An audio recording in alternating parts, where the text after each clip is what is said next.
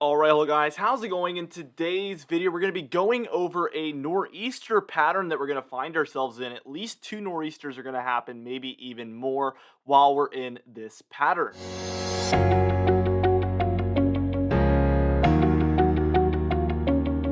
Anyways, before we get into things, be sure to smash that like button, leave a comment down below, and subscribe for more weather-related content. For today's comment of the day, I want to know, how many nor'easters do you think we will end up getting while we're in this pattern? Let me know in the comments down below, and I'll be picking one of those for tomorrow's video.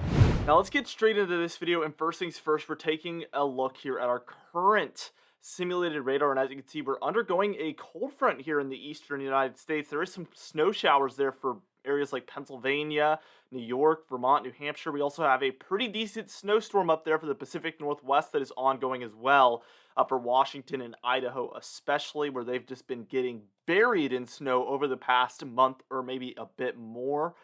Now, let's take a look at that temperature pattern, and you can see that cold front here. Look at that. We can see there's some warmer temperatures setting up out west. We can see the warmth along the eastern seaboard that is quickly going to come to an end as that cold front approaches and eventually passes as well. So this is going to come and go, and then we're going to be stuck with this cold, cold, cold pattern that we're going to find ourselves in. And by the time we reach about 8 p.m. here on Friday today, from the time I'm making this video, we can see that those greens set up over the eastern United States, 10 to 15 degrees below normal, pretty widespread for these regions. So we are going to find ourselves in a pretty cold pattern for a pretty short amount of time, actually, because we're actually going to see a warm-up try to build in immediately after. And I've been talking about this for a few days now, so this is no surprise to you guys. You guys have been well versed in the upcoming temperature pattern, thankfully. Now, by the time we're reaching about, I'd say there's about 8 p.m. here on Saturday, November 20th. I can't believe we're already going to be two-thirds of the way through November. I almost said a third, but actually two-thirds of the way through November, and we're well on our way to December, which is just wild to think about. We can see there still is some cold left over there for the coast, but that warm front is going to be approaching rapidly. That warmth from the Gulf states just pushing upward. And you can see for the central United States, it's already pushed through. But by the time we're reaching 8 p.m. on Sunday, November 21st, you can see that warmth will have taken over the entire eastern United States. Now, what's interesting by this point is that we do see the warmth building back in for the west as well, and we see an Arctic blast moving in through the upper Midwest and the northern plains as well, which is going to allow for this next cool down to take place for the eastern United States, which will be even more potent than the first one, which is also super interesting. Because by the time we reach about 8 p.m. here on Monday, I don't know why we picked all 8 p.m. frames, but it's okay. We get the picture, right? We see out west that warmth is going to build in even further, the western half of the country, I would say. But for the eastern half of the country, below normal temperatures really shove their way in and take over in general. We see those greens 10 to 15 degrees below normal for a majority of these regions. And also this purples within the greens trying to show up as well, 15 to 25 degrees below normal. So we're going to see a pretty significant cool down and departure from normal in general. Now, this is where it's important for me to talk about that upper air pattern. And I know this bores a lot of people, but this is what's going to allow for that nor'easter pattern to really set in. We can see the northern jet is that big red one up there in Canada that dives down into the eastern United States and horseshoes around up the east coast. That is a trough in the east. This is way up in the sky where these winds are taking over, really, and it moves around the cold air. But that little green one that moves through Mexico, Texas, the Gulf Coast, or sorry, not even the Gulf Coast, but really the Gulf of Mexico and through Florida, that is our southern jet, and that's where a lot of the precipitation comes from that southern jet. And you can see what happens offshore of the southeast as those two jets merge. And this is what we're always looking for nor'easter patterns to really set in. When these two jets merge, that's when you see the setups for potential snowstorms, in general, nor'easters that track very close to the coast.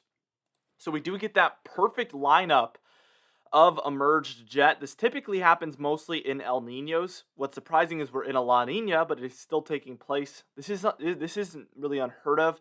In 2010 December, you might have heard of that snowstorm that took place, and if you live along the eastern seaboard at all, you probably felt the impacts of that one. That was a La Niña, huge nor'easter blizzard right before Christmas, or it might have even been on Christmas and the day after Christmas. I remember that one because we here in Virginia got nearly 2 feet of snowfall uh, very early in the winter and very unseasonably snowy for this region. Probably the largest snowstorm I've ever experienced here, believe it or not. And let's take a look here at the simulated radar here around the same time frame, afternoon hours of Monday, November 22nd. So with this merged jet, we get the cold air in the east, and we also get the precipitation along the coast. So you can see the impacts that upper air pattern really brings. Now the thing is, here on our European model, this doesn't really connect. We don't see the nor'easter get close enough to the cold air to produce a large snowstorm. There still is potential for that to happen. It's just not, guaranteed at this point. It's not the most likely scenario, but it is still a possible scenario. What happens is the storm doesn't move in soon enough, really. We see the cold air move in way too soon and shove that storm well offshore. And you're looking for that storm to move up the coast before the cold moves in, and then the cold meeting the storm along the coast, and they kind of just meet right there. That's what creates the perfect setup for snowstorms. As you can see, by the time we're reaching about 11 p.m. here on Monday, November 22nd, we have a 997 millibar low pressure center offshore of the East Coast. That is our nor'easter, but again, it's not close enough to the coast. Now let's take a look at what the GFS model has at the same exact time frame. And it has that storm a lot closer to the coast, as you can see, but it still has a very similar setup. It has the nor'easter, it has the cold air, just the same setup. And the Canadian model is the same story as the GFS, a lot closer to the coast than the European model, but still not close enough. So if we're going to get a snowstorm out of this one, we need major trends in a westerly direction here with this storm, and we need a sooner storm. We need that storm to hit a lot sooner than the European model, and for that matter, the GFS and the Canadian model as well. We need that storm to come a lot quicker, and we also need it to trend more west. That's not the most likely scenario, and that's not the most likely nor'easter to end up being a snowstorm. We'll take a look at a storm in a moment that has a much higher chance of being a snowstorm because of its trajectory. Now, here's the temperature pattern by the time we're reaching the afternoon hours of Tuesday, November 23rd. As you can see, still just very frigid for the southeast and I guess the eastern United States in general. But by the time we reach Thursday, November 25th, or Thanksgiving, we do get a bit of a more neutral pattern here in the east, very close to normal, either 3 degrees above or 3 degrees below normal or so here along the eastern seaboard. A bit of a warm-up and a thaw from that cool down we were dealing with. It'll be a lot more comfortable on Thanksgiving, which we can all be thankful for. Now, by the time we're reaching the afternoon hours of Saturday, and this is going to be November 27th, you can see we get a bit of a cool pattern again. Colder air setting up in the eastern United States outside of the southeast, I would say. And here's that upper air pattern for this frame. You can see that northern jet moves in through the Rockies, and then it heads out through the southeast. But we get that jet down there. You can see it way down there in the Pacific Ocean heading through Mexico, and it does merge with that northern jet again through the southeast, but south of the New England states. And what ends up happening with this type of an upper air pattern is we get a big snowstorm to set up there for the northeastern United States on this model. And this is what we call a classic Miller B nor'easter. It heads off the eastern seaboard there around the middle of the eastern seaboard, not the Gulf states or the southeast. It heads out in the mid-Atlantic, basically. And what this does is it creates opportunities for large snowstorms for especially New England, but a lot of the other northeastern United States as well. As you can see, this model does call for a snowstorm with this one. So at this point, this is the more likely snowstorm out of the two. But we have at least 2 nor'easters coming up in this nor'easter pattern. For today's confidence tab, we're actually at a 5 out of 6 for a nor'easter pattern because the upper air, the teleconnections, all 3 major models all call for a nor'easter pattern. What I'm less confident in is will there be a snowstorm or not. But overall, the big premise of this video is just talking about the nor'easter pattern. So in that, we are very confident. Snow, other things, not so much. Anyway, for today's comment of the day, I asked you guys, do you think we will get a snowstorm? And Cool Boy here, I love this comment because it sounded a lot like my favorite coach, Bill Belichick. It may happen. Very, very plain, very, very unemotional, and very straight to the point. It may happen. Sure, it may happen.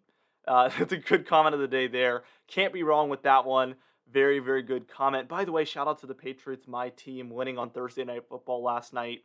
I think that's 5 wins in a row. Absolutely crazy. I know probably a majority of you hate the Patriots, but there's probably a few of you that also like the Patriots. So shout out to you guys.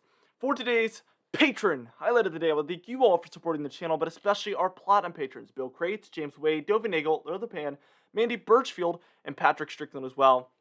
I'd also like to thank our Diamond patrons, Bill Roberts, Marcus Connolly, Noah Harley, Michael Codalesa, Catbite, Charles Stinnett, Cindy Klein, Alan Goodmaben, Bill Dallas, Gary, John Calisi, Dwight Phelan, Stephen Crenenthal, and Thomas D. Barr as well. I would also like to thank our channel members, Catbite, Stephen Fan, and Jeremy Cox also. Anyway, guys, thank you so much for watching this video. Be sure to smash that like button, leave a comment down below, and subscribe for more weather-related content. I'll see you guys in the next video.